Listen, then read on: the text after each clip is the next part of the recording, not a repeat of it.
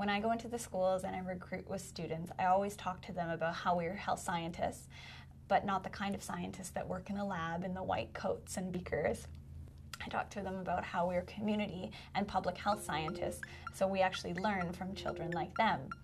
So a few years ago, when we were arriving with our whole big measurement team and going to get set up in the gym, a child comes running down the hallway yelling, "The scientists are here! The scientists are here!"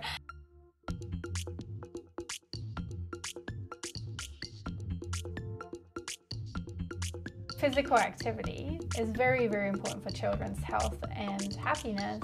And we also know that children who are very active tend to do a lot better at school.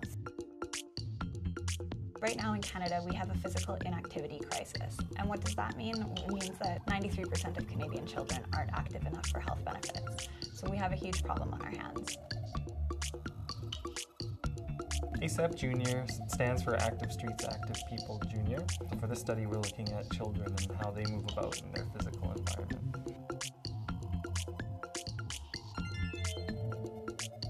We know that fewer children today walk to and from school, and we think that the way we design our neighborhoods has something to do with that.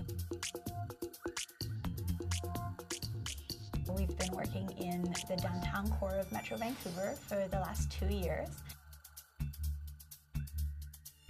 School-based measurements with ASAP Junior is quite a whirlwind. We start setting up in the gymnasium or the classroom, wherever we are that day. And then when the bell goes, it's game time. It's really a huge teamwork project. You can't really do it alone. Everyone's just there to try and help each other out and collect all the data that you can.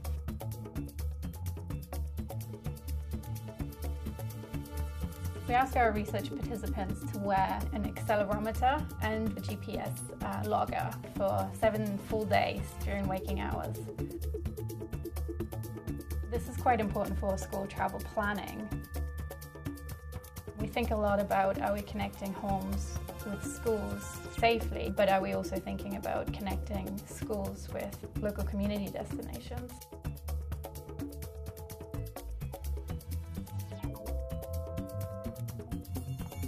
ASAP Junior is just in the beginning of starting to publish some of its unique findings, but what we found incredibly interesting is the number of public transit users in the downtown core.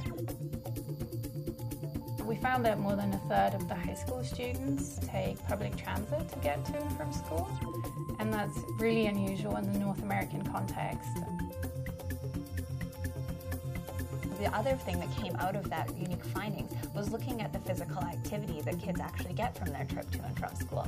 And what we were able to show is that kids who are walking to school were actually getting the same amount of physical activity as those kids who were taking public transit.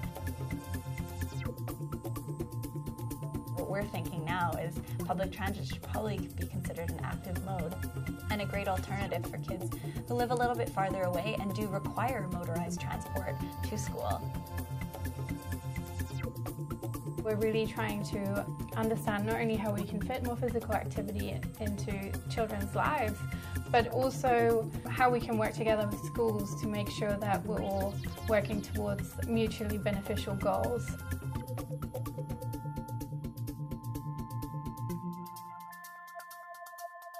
We had this wonderful focus group at one of our elementary schools a few years ago, when we asked kids, what do they like about walking and cycling to school, or what don't they like? And one of the children, who's about grade 5, looks at us and says, well, you actually move when you walk to school. When you get driven, all you do is you move your hands a little bit and maybe put your foot out a bit. But this way I actually get woken up on my way to school.